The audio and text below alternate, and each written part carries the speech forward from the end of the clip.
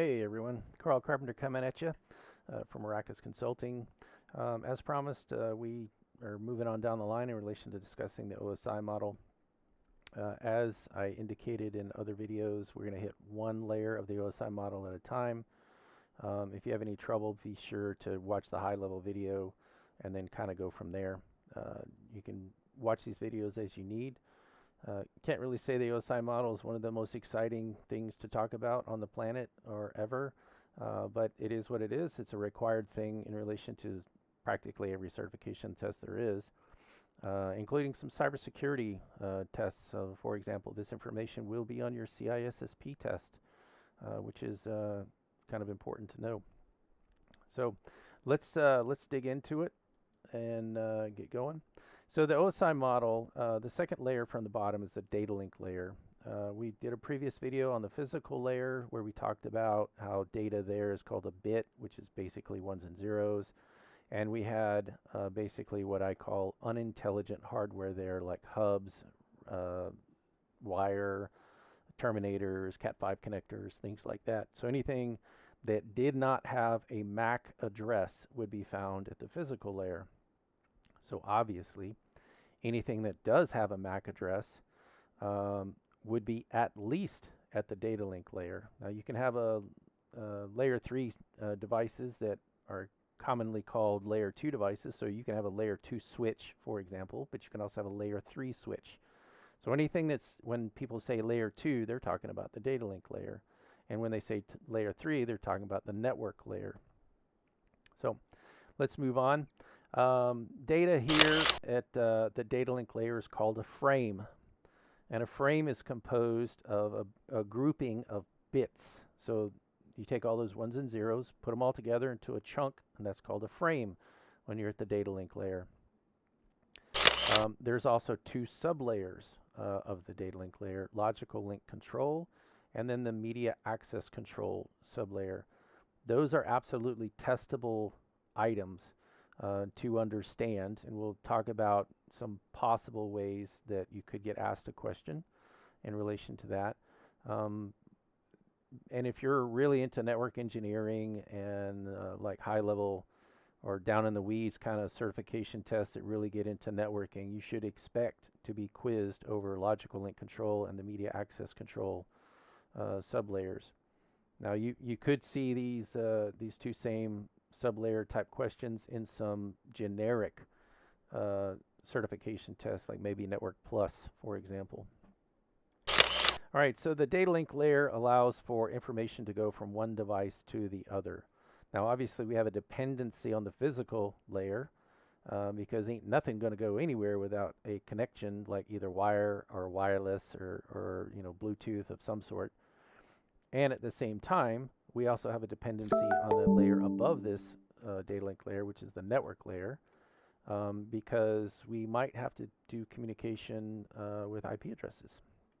It's also important to understand that this is the first occurrence of CRC checks being done. Now, there's other areas within the OSI model where integrity type checks are performed, but this is the first occurrence of it. So on a test, if you have a question like where are CRC checks performed, then you could say the data link layer. That would be your right answer. It's also super important to understand how the question is exactly worded to make sure they're not talking about a different layer. All right, so let's get into the first sublayer, the logical link control. First off, let's apply common sense and understand it's logical link. Link is the key word on this, and then control. So one of the features of the LLC sublayer is it provides service access points from one device to other devices. So this allows computers to connect to each other. One of the methods that allows computers to connect to each other. And remember, we are getting down in the weeds on some of this information. The LLC sublayer also controls the frame traffic. Now, framing itself is done by the media access control sublayer, but controlling those frames and how fast they come and go is the logical link control sublayer. Here's the important part to remember. If you're going for certification or some sort of pop quiz or test or something like that, there's only one answer that's correct on establishing and terminating links. So you might get a question like, what layer of the OSI model establishes and terminates links? Well, that would be the data link layer. But there's right and then there's more right on questions.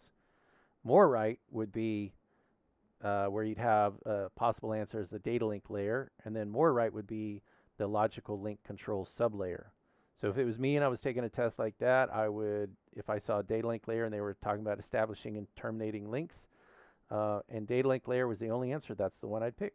But if LLC was in there, I absolutely would pick the logical link control sublayer, because that's where it actually gets performed. Because remember, the data link layer is composed of two sublayers. Establishing and terminating links is not in the media access control sublayer. All right, network cards are found at the media access control sublayer. We talked about some equipment in the physical layer, like hubs. Hubs are physical layer devices. The media access control sublayer also allows for shared access to the network card. So that allows you to do one thing while doing something else at the same time. That's why, one of the reasons why you can get your email and browse the internet at the same time. We also do physical addressing here. Those are your MAC addresses. So for your source and destinations, but that's essentially MAC addressing. And again, we do error checking here. But moving on, the media access control sublayer, this is where framing actually occurs. So the ones and zeros from the physical layer, this is where they get chunked together into a frame. And as they move up the network stack, those frames will get chunked again, because when they hit the network layer, they're now called a packet. But for now, let's just view them as frames in the MAC sublayer. And this is also where MAC addresses are found. So MAC addresses, it's important to understand, are 48 bits in length, with the first half assigned to the manufacturer and the last half assigned by the manufacturer. So if you take 48 bits of the MAC address, and I'm going to talk about bits in a minute, but if you take the first half and you do a Google search, you can find out who created that MAC or that network card. This is why when you run something like Angry IP or a Wireshark or something like that, and you do a MAC address lookup, it'll tell you like D-Link or Intel or whatever. This is how they do that. Now I do mention, I said that MAC addresses are 48 bits in length, and somebody may be going, well, I looked at my MAC address and it said EA7 Foxtrot, EA7F. Well, that's hexadecimal, that's not bits.